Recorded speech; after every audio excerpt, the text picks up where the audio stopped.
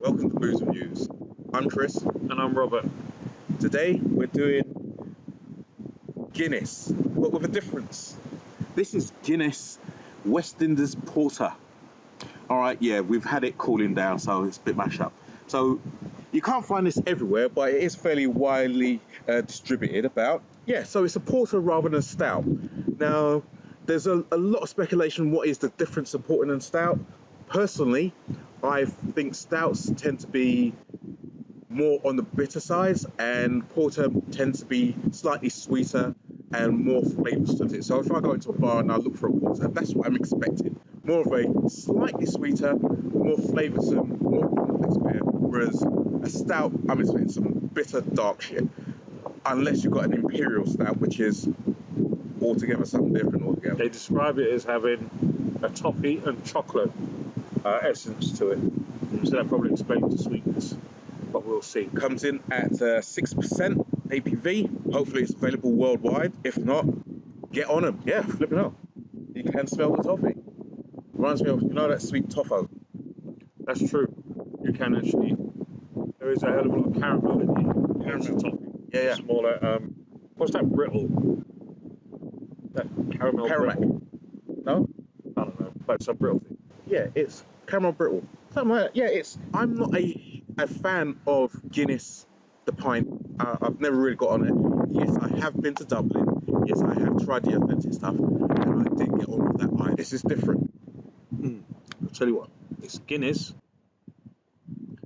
which has been soaked through charcoal, demerara sugar, some sort was put into it. So it's definitely not sweet, but it's definitely taking the edge off. It's taking the edge off the bitterness. Yeah, there is a bitter tone, and which is, you know, some dark chocolates can be sweet but bitter. The two of them kind of straddling the same thing. The bitterness wins, but just on the finish, definitely. But initially, it's more that caramel, yeah, dare I say molasses. Yeah, that's one I was talking about. It will still punish your tongue. If you don't like Guinness, you probably won't like this, but if you do like Guinness but want something slightly chaste, this is it. Reminds me a bit of Murphy's, that kind of soft flavour, but it's got more body than that. It's got that Guinness thickness. That's what people really like about Guinness. It's a meal in a glass. It's creamy. It's got everything that you would expect with a Guinness, but just a different dynamic range. And I know there are a couple more special editions, which I haven't been able to get my hands on yet. But as I said, this one's available in most places, not everywhere. Keep an eye on it, I reckon. Well worth a punt. Guinness I would give a 2, just because it's bitter and disgusting. But if you make Guinness punch, it's wonderful. But this one, I'll give it a 2, just because I'm just not too into Guinness. But if you were a Guinness drinker, or you wanted to try Guinness, this might be a transformational one. This will introduce you to Guinness better than Guinness itself. Yeah. But it's still not that good. Which sums it up for me.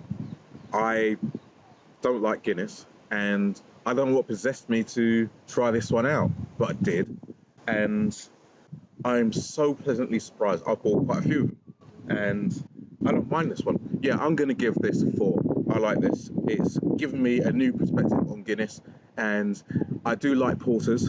So yeah, that's what possessed me. I saw a porter and I thought, yeah, it'd probably be a nicer Guinness.